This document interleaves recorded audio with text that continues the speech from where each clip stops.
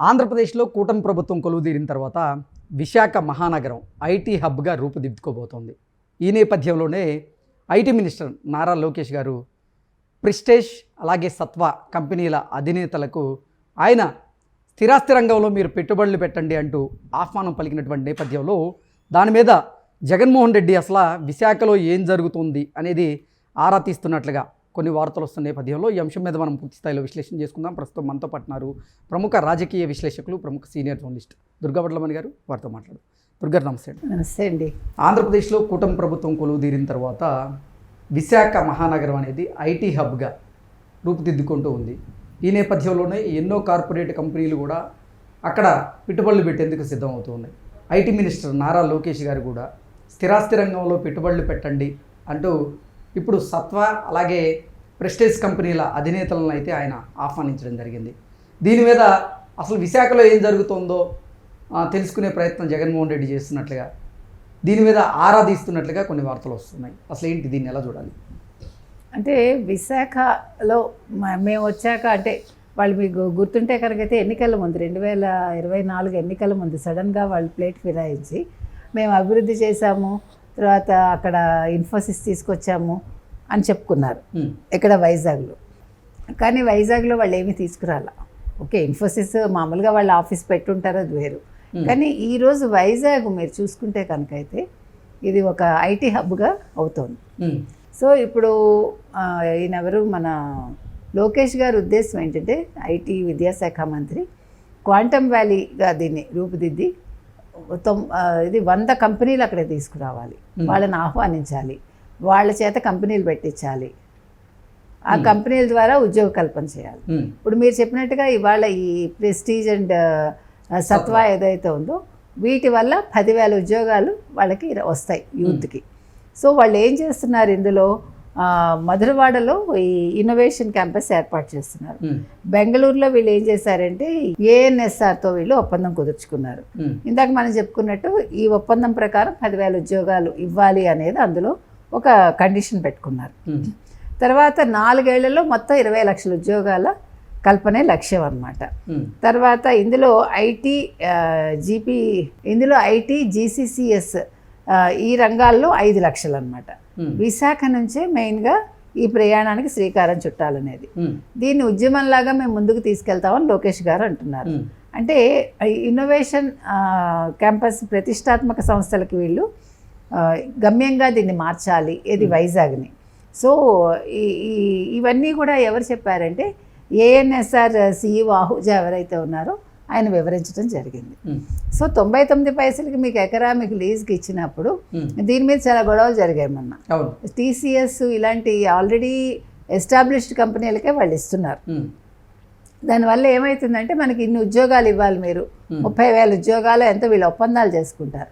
అంటే మనకి తెలిసి 30,000 ఉద్యోగాలు అంటే మీకు వేరే రంగాల్లో ఇంకా 30 ఏంటి, ఇంకా డబుల్ కూడా త్రిబుల్ కూడా ఉండొచ్చు ఉద్యోగాలు.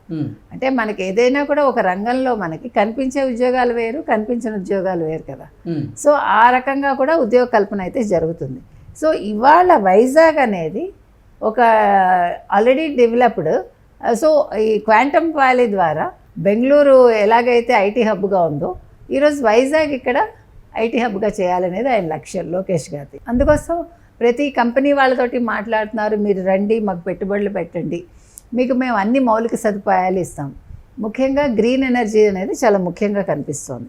అంటే పర్యావరణాన్ని పరిరక్షిస్తూ ఎన్ని కంపెనీలు వచ్చినా ఏమొచ్చినా కూడా పర్యావరణం దెబ్బతినకుండా కాలుష్యరహితంగా ఏ కంపెనీ అయినా ఉండాలి అనే ఒక సదుద్దేశంతో వీళ్ళు ముందుకెళ్ళటం జరుగుతుంది. అంటే ఒక కంపెనీ రావటం వల్ల ఎన్ని ఉద్యోగాలు వస్తాయి, ఒక 100 కంపెనీలు రావడం వల్ల 20 లక్షలు ఏంటి ఇంకా ఎక్కువే రావచ్చు ఉద్యోగాలు ఆ లెక్కన. అంటే మంచిదే కదా.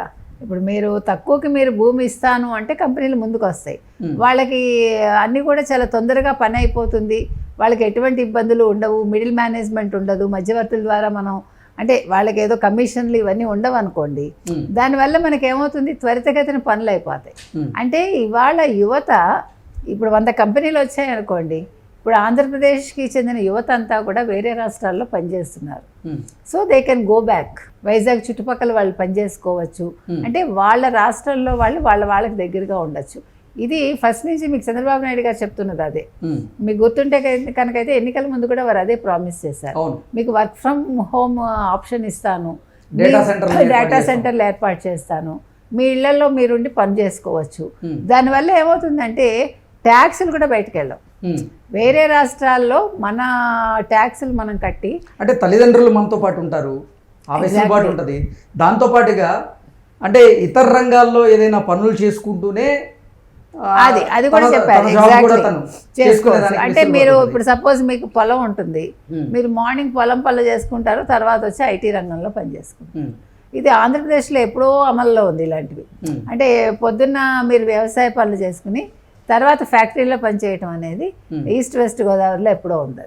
అది తల్లిదండ్రులకు సహాయం చేస్తూ ఎస్ మన జాబ్ మనం కూడా ఇక్కడ 3 అంశాలండి. ఒకటి, మన ఆస్తులు మనం కాపాడుకుంటాం. 2, మన పొలాలు మనం పచ్చగా ఉండేలా చూసుకుంటాం. అంటే మన ఇళ్ళ దగ్గర నుంచి మనం పనిచేస్తాం, పేరెంట్స్తో ఉంటాము, ప్లస్ మన జాబ్ మనం చేసుకుంటున్నాం. తర్వాత పిల్లలకి ఖచ్చితంగా తాత అమ్మమ్మలతో లేదా తాత నానమ్మలతో ఉండే ఒక వెసులుబాటు దొరుకుతుంది. అంటే మళ్ళా మీకు ఉమ్మడి కుటుంబాలు వస్తాయి.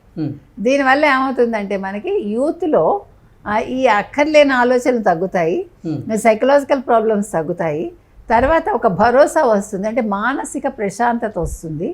చూడండి ఎన్ని జరుగుతాయో. ఇప్పుడు ఇది చాలా మంచి పద్ధతి అండి. అంటే ఇప్పుడు యువత దిశ లేకుండా ఉన్నారు చాలా మటుకి.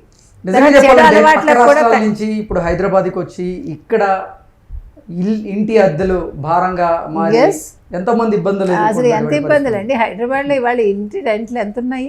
ఇంకోటి మాట మాట్లాడితే మీ ఆంధ్రోళ్ళు వెళ్ళిపోండి అని మనం చెప్పించుకోకర్లా కదా.